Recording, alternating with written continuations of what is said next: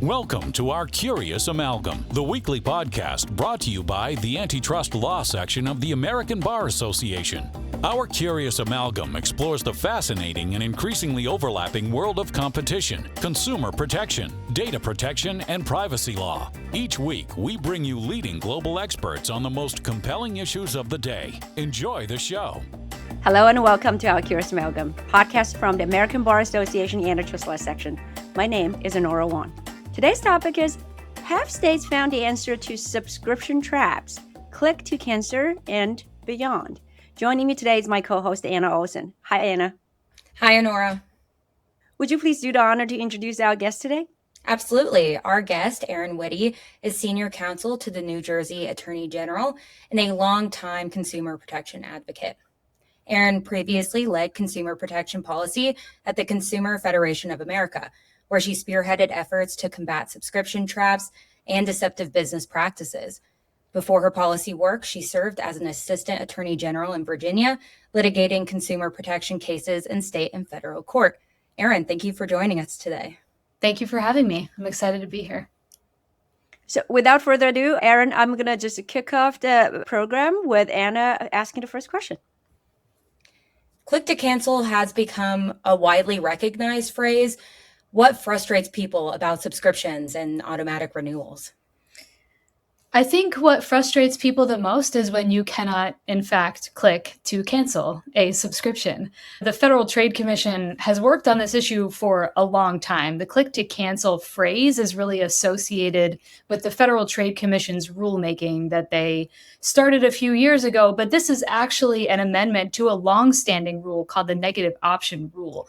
So this subscription trap, problematic auto renewals, this has really been around for a long time, but with the advent of tech that can really make cancellation much more difficult and complex. As we have seen the subscription economy grow, I think some estimates say that it has even quadrupled in the last decade. We've seen this become a really growing problem that is just hard to cancel a subscription. People find that frustrating. It's your money. It's a product that you signed up for that you might want. But then at some point, you might not want it anymore. And you might not want to spend your money on that. And when there's an interference, when there's too much friction in your decision-making and your freedom to say, I don't want this anymore and I don't want to pay for it, that's very frustrating and it's annoying. And oftentimes it's illegal. What we've seen is that companies employ these tricks and these traps that keep you in that subscription so that they can continue to take your money even when you have chosen not to pay for it anymore. So click to cancel is this phrase that resonates not only because it's catchy and it's alliterative, which is great comms work, frankly, but it's so resonant with people because I think that almost everyone you talk to can relate to this experience of having a subscription that they could not click to cancel. Yeah, as a consumer, I feel the pain sometimes. And I think you have said, in some more public saying that it's almost like some business are effectively now competing on who can design the best and most effective subscription trap rather than actual on their product quality, right? So how do concepts like subscription trap and dark patterns intersect with click to cancel legislation? So it's interesting because we use these words trap and dark patterns. They feel a bit nebulous, right? Like I've heard some defense attorneys complain about the use of the phrase dark patterns because they don't know what it means, but we know exactly what it means. We know what it means when you feel tricked or manipulated into signing up for something that you didn't want or didn't realize was a subscription to begin with, or that you couldn't exercise your own autonomy and control to cancel. So when we've seen state legislators design and adopt legislation, what I think they're really trying to get at is inserting this like informed consumer choice back into the product to give people the power back so that they don't have to be subject to the whims of like chatbots and retention agents and like hidden links and boxes that you can't see or like a 27-page click-through process. That really seems to me to be the thrust of the legislation, is to get us out of this like feeling like you're trapped and you're powerless and that it really is your choice. It's your money and you should choose where to spend it. And so when we've talked about this this weird competition incentive that I think really has arisen with subscription traps. What is interesting is the impact that I think this has not only on consumers, but on honest businesses that don't do this, right? There are lots of honest businesses that have subscription products. You sign up for it, you want to stay in it or you don't, but they don't feel the need to use a deceptive design pattern to trap you and manipulate you into staying, or just hope that you get worn out through this like chatbot process or something. And that really puts those companies at a disadvantage because they don't want to make it hard. They want to make it easy. They want you to want their product. So the underlying product should be better. And really, that's how our economy is supposed to work. You should be able to compete on price. You should be able to compete fairly. You should be able to compete on having a better product. But when you have companies that are injecting all of these manipulative tactics to really steal competition and keep people in their product and inhibit them from making other choices or choosing a competitor, I think that has a real disadvantage on honest businesses too. And we've seen honest businesses stand up and support, I know we haven't really gotten there yet, but with the Federal Trade Commission's rulemaking, we saw honest businesses that don't do this stand up and support the FTC's rule for exactly this reason. They didn't want to lose out to dishonest companies that might be bigger, that might have better tech, that might have more money, and just have, frankly, a more effective trap that keeps them in that product instead of letting someone out when they want to get out. And to circle back to that FTC rule, the FTC's click to cancel rule generated significant attention, but ultimately faced legal challenges. So can you go into that a little bit more in detail and also describe how states have reacted? Yes, the Federal Trade Commission's rulemaking is something I followed pretty closely when I was at Consumer Federation of America. I was a policy advocate. A lot of what I did was following federal rulemaking and states legislation as well. But during that time, like I said, the Federal Trade Commission proposed this click to cancel rule, but it was really an update to a longstanding rule called the negative option rule. But this was the most poignant part, right? The click to cancel provision would have made it as easy to cancel your subscription as it was to sign up. Frankly, I think that's brilliant. It injects all kinds of proper incentives into the structure, right? If it can be easy to sign up, it can be just as easy to cancel. We know that companies know how to do that. And when they choose to do differently, that's when it becomes a problem and could violate the rule. The rule generated a lot of attention. We saw a significant public comment process. The FTC had to go through a couple steps of public comment. And they did that. They held hearings. They did all sorts of things to engage the public and see how people felt as required by FTC rules and regulations. But what we saw was a lot of consumers weighed in about their frustrations, about what they liked about the rule, what they didn't. But we saw a lot of industry opposition to the rule. Companies and industries that just did not think that this was the best fit. They didn't think that they could comply with it. It would be very expensive for them to change the way that they had designed their processes and their subscription processes, I guess. And so they very heavily opposed the rule throughout the public comment process, throughout the hearings. And then eventually they ended up suing the FTC to undo the rule. And that litigation occurred in the Eighth Circuit. And it was during a time of transition in the presidential administration. The Trump-Vance FTC did defend the rule in the Eighth Circuit, but unfortunately the court vacated the rule in its entirety based on some procedural grounds. So even before that happened in the Eighth Circuit, we saw a lot of states sort of picking up what was happening here because this is such a compelling issue. And we saw states start to adopt their own legislation and start to adopt their own regulations. When I was at CFA, we spent a lot of time helping states craft legislation to start thinking about language that could mirror some of the best parts of the FTC rule, how they could incorporate that into their own state consumer protection statutes, whether it could be a standalone statute. And so we developed kind of like a model framework for states who wanted to think about this. But I think that this was happening before, during, and certainly after the FTC's rulemaking. It unfortunately failed in the Eighth Circuit. The FTC did publish an advance notice of proposed rulemaking to restart this rulemaking process. Unclear what's happening with that. I certainly haven't followed it quite as closely now that I'm at the AG's office in New Jersey, but it is something that they clearly have showed some interest in. And I think the Federal Trade Commission is still bringing enforcement cases against companies that are violating other rules that regulate subscription practices. So there are a couple rules the FTC and states can enforce, but this click to cancel provision, this making it as easy to cancel as it was to sign up, was a really key part of that rulemaking. And I think that is something that we've seen replicated in states all over the country. Yeah, thanks, Erin. So much attention has been drawn to the rulemaking and then the legal challenges at the federal level. And I think you already mentioned states are already taking actions, but take it apart just a little bit. How are states in terms of their legislature? How are they well positioned or not to address these issues? Would you go into a little bit more depth in terms of the state legislatures and like what kind of resources or leverages they would have? Yeah, absolutely. I think, again, because this is such an issue that everyone can understand, it's not like a complicated tax problem.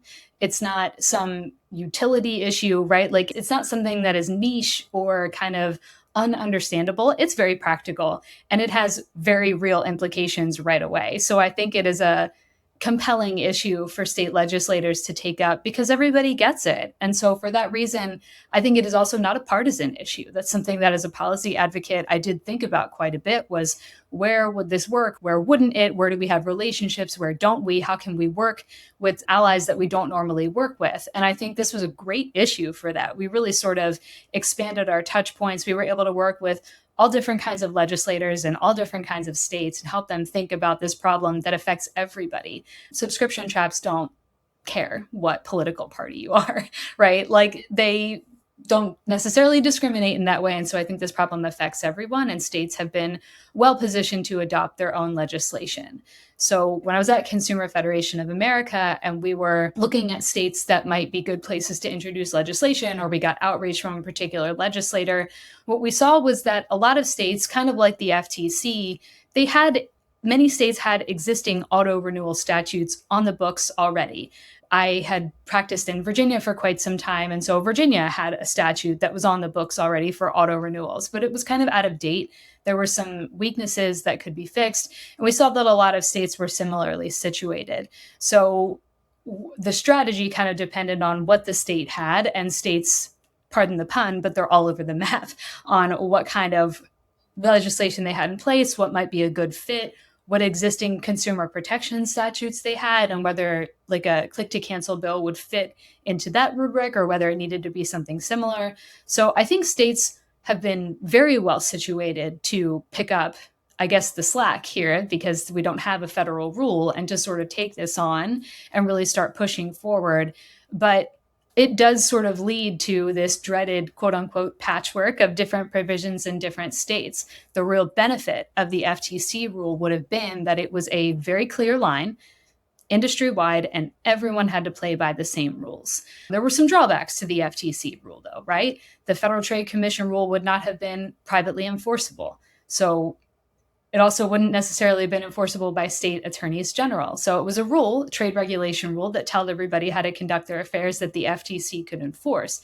State attorneys general didn't necessarily have that authority through the FTC rule to enforce it.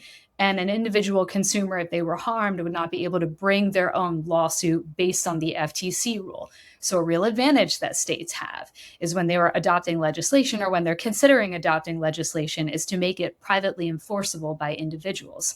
I was an attorney in Virginia. My first job out of law school was working for a law firm where I represented individuals. I was in private practice. I did consumer protection on the plaintiff's side. And so this experience of having like a consumer protection statute that allowed me to represent individuals instead of hoping that the attorney general would open a case, hoping that it would go well, hoping that my clients or the affected population would get relief from that enforcement action. At the time, my job was to do the best job for my clients. So I was very grateful that we had a good consumer protection statute that allowed for private enforcement. Not every state does. So again, this is just like another way that it can be very different depending on the state versus the federal government, whether it's a trade regulation rule, whether it's a statutory provision. So there's all kinds of different ways that you can approach this. And I think states have been very willing to be creative, to include strong terms and ensure that really what they're doing is telling industry that we're tired and we're fed up of subscription traps and we want you to kind of get your act together. And I think we're starting to see some change in that regard, which is really encouraging.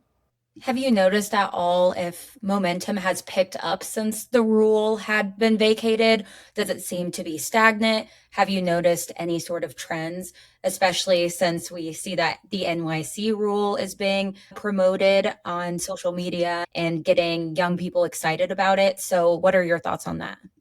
Yes, New York City's rulemaking was very exciting to see. I think this is an administration that is very clued into what real people are experiencing, and the rulemaking was very creative. And of course, Sam Levine was the Federal Trade Commission's the director of the Bureau of Consumer Protection, and he's now the commissioner of their Department of Consumer and Worker Protection. So was really glad to see him promote that rulemaking. But Massachusetts also did a rulemaking, right? Like we've seen other states sort of flex their regulatory powers to address this as well. And to answer your question about whether it's become stagnant or whether it's moving, I think that I'm a bit biased on this issue because I think states are incredibly active on consumer protection. I think states very much recognize right now that there are some pretty significant gaps that need to be filled. On subscription traps in particular, like I said, the FTC has been bringing enforcement actions, which is phenomenal. I'm very grateful to see that those consumers who have been harmed will hopefully be getting the relief that they deserve, and that these law enforcement cases are sending the message to industry to clean up their act, that we're not tolerating subscription traps anymore. But having states that are willing to do this on their own, that are crafting legislation that could give someone their own private right of action, it could enhance penalties, right? Like they can do a lot in a state that might not necessarily be as capable at the federal level. And again, I think states are just very interested in this, and states are picking up the mantle on a lot of consumer protection issues right now, and subscription traps are no exception to that. And you mentioned earlier that the potential consequence of having different states pass different legislation is a patchwork of different sort of frameworks for any sort of resolution to those issues. Is there a significant difference among how states are approaching this regarding what qualifies as the same medium, whether companies may use save offers or retention flows during the cancellation process? What sort of remedies are available? Yeah, there's a couple key components to a click to cancel bill or an auto renewal statute. I think, like I said, the overall thrust of this really should be to prioritize informed consumer choice about the process. That is upfront when when the company is advertising their product, the price that they're advertising, the terms that they're advertising, what are you getting, and is it a subscription? I have many friends and family members, and I'm sure you all do too. I'm sure that this has happened to me at some point as well personally, that I signed up for a subscription and I didn't even realize that it was a subscription. So even that informed consumer choice at the outset is a really important piece. And there are things that you can do to effectuate that we've seen state legislatures try to put into their legislation. So another key piece of this is, like I said, the click to cancel part itself, which ensures that the cancellation mechanism is as simple as the sign up mechanism, injecting this like very straightforward incentive process into it to ensure that the company can do it. We know that they're capable of it. If they're using the same technology to design it, it should be very easy to implement. We also have seen states that want to consider inserting reminders, right? Like requiring the company to send you a 30-day or a 60-day reminder about the fact that, hey, you have a payment coming up, right? And maybe that reminder includes some information about the cancellation process. If the consumer wants to cancel, this is how you do it. Another piece of these legislative attempts that we've really tried to think through and that we worked with states. I keep saying we, I don't work at CFA anymore, obviously. So when I say we, I'm not talking about the New Jersey Attorney General. But at CFA, when I worked on these issues, we tried to think a lot about who was included and who was not in these bills and these statutes that eventually became law. We've seen a lot of exemptions in statutory click to cancel provisions that exempt whole industries, certain types of products, certain actors. There are some states that have cancellation laws that only apply to certain industries, like that might only apply to gyms, they might only apply to a certain other type of product. But the breadth and the scope of the law itself is a really important piece to think about as well. And not every, I mean, states are certainly not all on equal footing with that. Virginia passed a law this year on click to cancel. And I think part of what they did was really try to take out some of those exemptions, right? Put companies back into the law, make sure that the companies who are doing this are included in the law and have to play by the rules.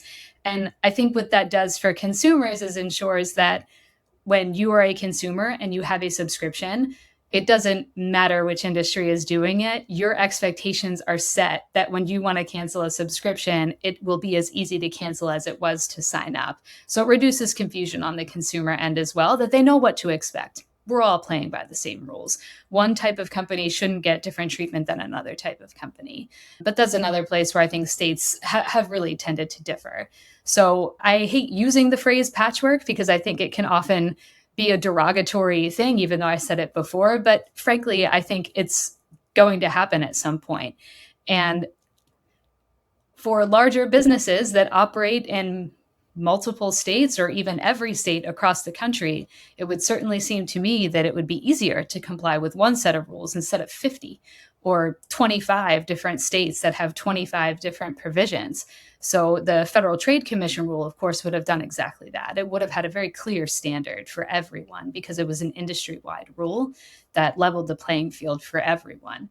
But while states are picking up the mantle, I think, again, we've seen these clear through lines of like a simple cancellation mechanism. It might not necessarily be the same exact language in every state, right? Like some states might say, you have to let someone cancel online. Another state might say you have to let them cancel by sending a single email. You can't use a chat bot to require them to cancel. So there's different sort of like provisions and language. But again, I think that the thrust of this is the same. We all identify with the problem, which is subscription traps and just difficult cancellation processes. So I think if we're all kind of trending in that direction, is overall positive movement, and it's something that really resonates with people and can help them in just like everyday issues that are annoying and problematic and can be very expensive, especially when it is by design, right? Like if it's designed to trap them and keep them in a product that they don't want, I think that's where it becomes really problematic.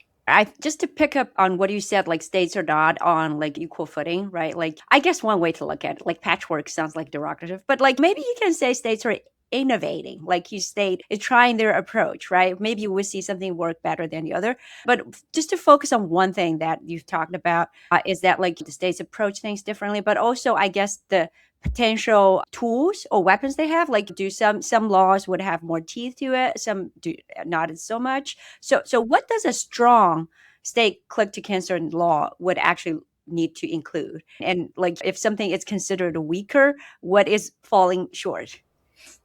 Well, again, I'm definitely not speaking on behalf of the Attorney General. This was my experience when I was at CFA, when we were advocating to individual states. But when I was there, we developed kind of like a model framework for states about what they should consider and how they should think about the provisions that they included in a click to cancel bill. So I touched on some of these before, but I think the regular reminders are really important. Telling people ahead of time that they're going to be billed. Cancellation that mirrors sign up. No exemptions, having an industry-wide bill or law that applies to everyone, that there aren't special carve-outs, no one gets special treatment because they happen to be in a particular industry, upfront terms and pricing about what the consumer is getting, and then accountability. This is something that I think really does, all of these kind of depend on the state, all of them depend on whether the state has had an existing auto renewal law or some particular industry provision that might be in like a totally different part of their code. But this accountability mechanism, I think, is extremely important because it in some ways solves a gap that would have been left by the Federal Trade Commission rule, even had it passed. So I talked about this before, but ensuring that it's privately enforceable, and that might be privately enforceable through that, just through that statute or just through that bill language that it says a consumer can enforce this on their own or whatever statutory language they might be able to use. That consumer can recover their attorney's fees for bringing the lawsuit and having to sue the company to get them to enforce the law and get what they deserve. statutory damages or penalties that ensure that the company is deterred from violating the law and that this isn't just the cost of doing business for them. Having meaningful accountability provisions in any law, I think, is a significantly important piece of it, because otherwise, violating the law just becomes the cost of doing business. If there's no incentive for the company to comply, if it doesn't become more expensive or difficult for them to comply with the law than it is to violate it, that can be a really easy decision for a company that doesn't care. Again, not everyone is in that boat, right? Like there are lots of companies that don't need this and they will do it anyway just because they're honest and they want to do right by people. They know they're providing a better product. They know they have a better price. And so they don't feel the need to like violate the law in order to run their business. But for the companies that don't care, or for whom complying with the law is a business or a financial decision, certainly we need those measures in place. And we need to ensure that there's meaningful accountability that not only individual consumers can take part in, but they might be able to band together in a class action if it is conduct that has violated every single customer of a particular company. That is absolutely a way to send a message to the company that this is not just the cost of doing business and they need to clean up their act. And then I guess another piece of this is like whether the statute or the law would be enforceable through the state's consumer protection statute, which is typically capable of enforcement by the Attorney General. And then they have all other sorts of tools that they can use to enforce that law through civil penalties, through injunctive relief, all the tools that AGs have that aren't necessarily available to individual consumers. And zeroing in on New Jersey, how has New Jersey handled this issue? What sort of laws are on the books, or what has the Attorney General's office done? So one of the things the Attorney General's office has done is joined a couple of lawsuits specifically about subscription trap cases. There's a multi-state case against a company called Uber. May have heard of them. It's Uber One with their subscription product. We joined that lawsuit as part of a multi-state alleging that Uber's cancellation process was quite difficult and violated lots of different state consumer protection statutes, but that it also violated the Retail Online Shoppers Confidence Act. This is a federal regulation that state AGs can enforce and talks about a lot of the same conduct. I think it only applies to internet sales. But the AG's office here in New Jersey has been very active on that, joining enforcement cases. I think we also brought a case prior to my time here against a retailer that had some very difficult cancellation processes in place, and we were able to resolve that matter as well. New Jersey does not have an industry-wide click-to-cancel bill on the books. I think we have some protections for consumers who have gym memberships, and those are on the books. But we do have a very expansive Consumer Fraud Act. That's our State Consumer Protection Act. And I was really excited to come to work in New Jersey and be able to use the Consumer Fraud Act because it's such a paragon of consumer protection. It includes very strong penalties. It includes strong relief. It's capable of private enforcement, which I feel strongly about. And it prohibits deceptive, unconscionable, and abusive conduct. So it's actually quite broad. And a lot of the conduct that we see that facilitates or worsens subscription traps very much could run afoul of our state Consumer Fraud Act. So I think New Jersey has really thought about this both in the enforcement context, but also through the Consumer Fraud Act and how that conduct does violate our existing laws. Just to give us maybe one or two examples of the enforcement target or like what has been enforced upon, are these companies, I guess I would assume companies at this point, right, like would not just go out and flatly like just violate the rule or the law, but you don't know. So are these enforcement typically targeted direct companies just flatly ignoring the law, or actually to be sneaky, right? Like technically complied, but designed somehow the cancellation flow to be really the maximally obstructive and annoying way that you cannot cancel? Yeah, I think we've seen all different kinds, right? There are all different kinds of subscription trap enforcement actions that we've seen. But some of the trends that I've noticed with like the bigger companies that are operating nationally that rely a little bit more on tech are that these are probably processes that have developed over time and have just gotten more and more and more complicated and complex and difficult until they were sued. And so a really good example of this actually is the Federal Trade Commission's action against Amazon for its Prime subscription and the cancellation of that. The facts in that case, as the FTC alleged, were actually quite egregious, and how difficult it was to cancel a Prime subscription. When you look at the complaint, you can see how the complaint alleges the way that the company was like hiding buttons and using colors and just placement on the website as like these sneaky little tricks and traps that made it very hard to cancel. But it wasn't just that. It was like having to go through multiple click-through pages and confirming, clicking yes, no thanks, having to deal with the constant retention offers and like save offers, having to fend that off.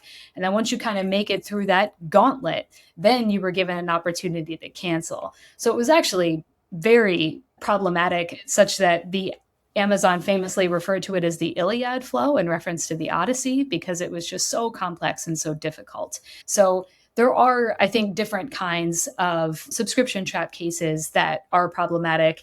Another example on the non-tech side, I think, is the FTC's case against LA Fitness, where they alleged that if you wanted to cancel your gym membership, and I think this is the example that people think of when we think about subscriptions or difficult cancellation, is like a gym membership, because so many people have felt trapped in their gym memberships. I do think that in many instances that's kind of getting better as we're catching on to like what people want. But the FTC's case against LA Fitness alleges that you had to like fill out a specific form, you had to print it, you had to mail it to a certain address, and then you could only get the form, I think, from like one particular employee, and you had to go to their location to get it. It was like just very burdensome. That didn't even involve tech, but it did involve like having to go to a location, having to hope that the one employee who could process your cancellation or give you the right form was going to be there. And if they weren't, they couldn't help you. So there's all different kinds of ways that I think companies just kind of got used to this. They got used to like making it hard for people, and we've really had a sea change in how we think about it and creating this public narrative, and really just a demand for better, right? People deserve better. If you're spending your money and you're choosing where you want to spend it, what company you want to give it to, and what products you want, you deserve better customer service than that. And I think it's completely fair for us to expect better, frankly. And with all of those obstacles that companies sometimes put in people's way, and because the digital subscription economy moves extremely fast, faster than legislative or regulatory cycles, how do you or other enforcers address these new modalities, such as in-app subscriptions controlled by the App Store, subscriptions bundled into hardware, or AI as a service models where the subscription might look more like a usage metered service? How do you address some of those? Yeah, I think state AGs, like I said before, are stepping up in ways that are really heroic, that are extremely telling, and showing that AGs are taking consumer protection very seriously right now, because we know that we have to. One thing that I've seen a lot of state AGs offices do is really focus on accountability for tech companies. We have an entire section that focuses on data privacy and cybersecurity, and they do phenomenal work.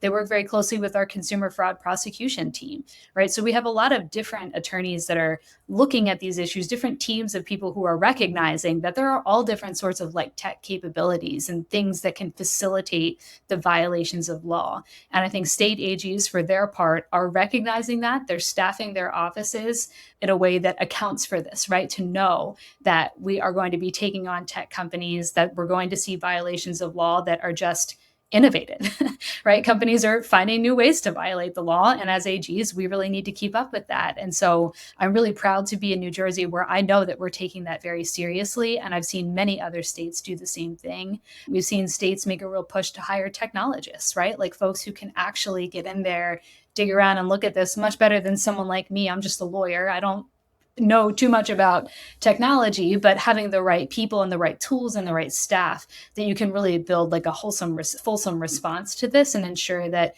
you are just as equipped to go after these companies as they are to defend the case that may be brought against them.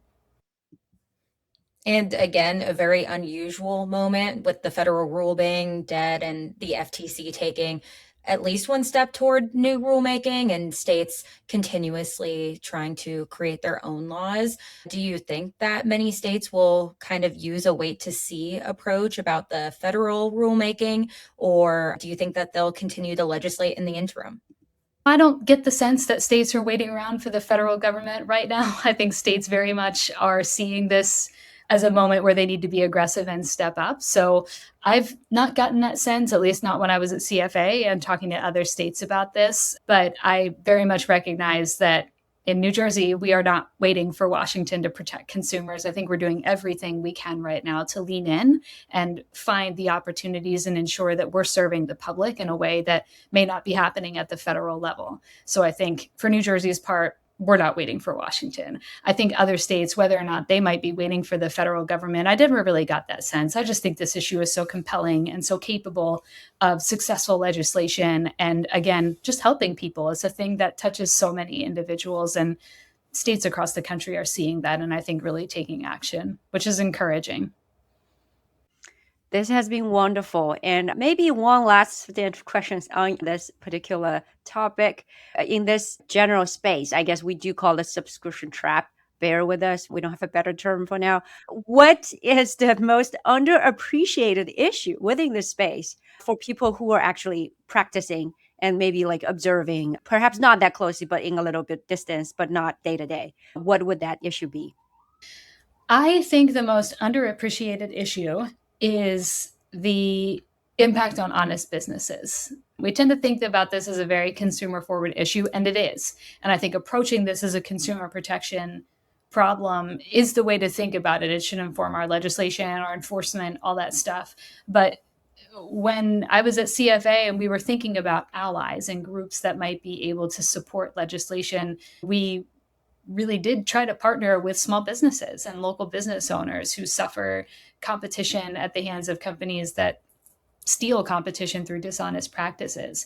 And so I would say that for legislators that are thinking about this, I think there's some real allies there to be had that you may otherwise overlook. I think when we think consumer protection, we kind of get zeroed in on the same kind of groups or the same issues or the same thought processes, but thinking about the competitive disadvantage that is presented in our economy with subscription traps I think that's frankly kind of underappreciated. Thank you so much. This is obviously a space that we need to continue to watch, and perhaps more discussions need to be had later on. Before we do that, and before we let you go, right, we're fortunate to have you on, and we want to seize this moment to give our audience the opportunity to learn about you as a person, as an individual, a little bit more. So perhaps you can tell us a little bit more, maybe just one thing about yourself that people who have only known you through your consumer protection work and like work you've done, they would not have known if they had only worked with you professionally. I love a fun fact about people. So my fun fact that people might not know is that I'm from New Jersey. I grew up here and actually lived at home when I went to college and stayed and lived at home for another year after college. But the whole time that I was in college and the year after, I worked at a gas station for 5 years. And I worked at the convenience store and the gas station. And most of what I did was sell lottery, cigarettes, and hunting and fishing licenses in South Jersey. And I loved that job. It was wonderful. That sounded fun. Thank you so much for joining us, Erin. This has been a great conversation. And Anna, thank you for being a wonderful co-host. And audience member, thank you for tuning in. Until next time.